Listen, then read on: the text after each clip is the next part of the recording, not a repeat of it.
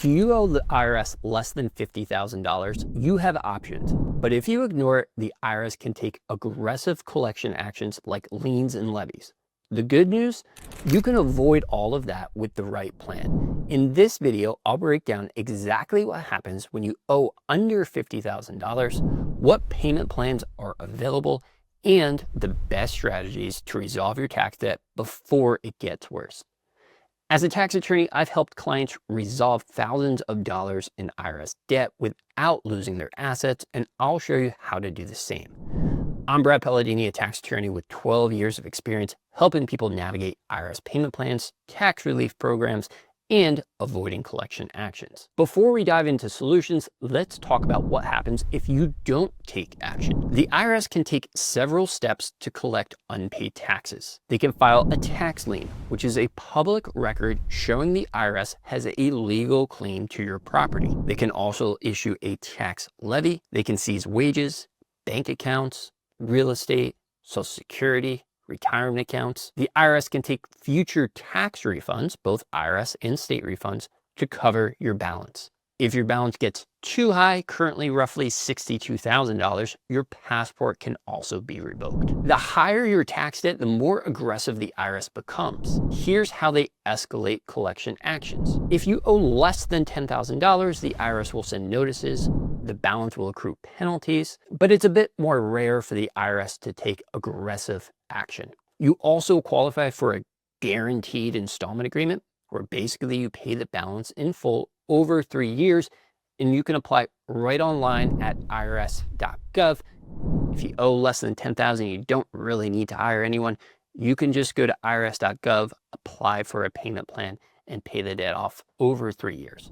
Now, if you owe between $10,000 and $25,000, the IRS is more likely to file a federal tax lien against you, but you can still get what's called a streamlined installment agreement. You don't have to provide any financial information. You just agree to a monthly amount. Preferably, we like our clients to have it directly debited from their bank account so they don't forget to pay, and you are all set. If you owe between $25,000 and $50,000, the IRS may levy wages or bank accounts if you ignore the problem. Again, you want to set up automatic payments, so either a direct debit or payroll deduction, and then you can get on a streamlined installment agreement. This gives you up to 72 months to repay the debt, assuming there's no years where there's a statute of limitations issue for the IRS. So what are kind of all of the options if you owe $50,000 or less? The fastest and easiest way to resolve the debt is through a simple payment plan.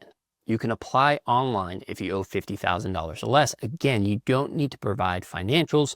You just pay off the debt within 72 months or 6 years. Automatic payments are required if you owe more than $25,000, but even if you owe less than $25,000, we recommend it for all of our clients. So again, you don't forget to make that payment. If you just need a little bit more time to pay the IRS, you could get a very short-term payment plan where basically you agree to pay the balance in full within 180 days. So if you're waiting for a big bonus or paycheck or to liquidate an asset, you can get 6 months to pay them in full. Interest and penalties do continue for that 6 months. There's no setup fee to do this. If you can't pay off your tax debt in 180 days or even the 6 years, you could try a partial pay installment agreement. This allows you to make smaller payments until the 10-year collection period expires. The remaining debt is erased if you reach the statute of limitations. You do have to provide a financial disclosure to prove a hardship. Could you settle the IRS debt for pennies on the dollar? Maybe, but the IRS is pretty picky. If you qualify, the IRS may accept a lower amount than what you owe.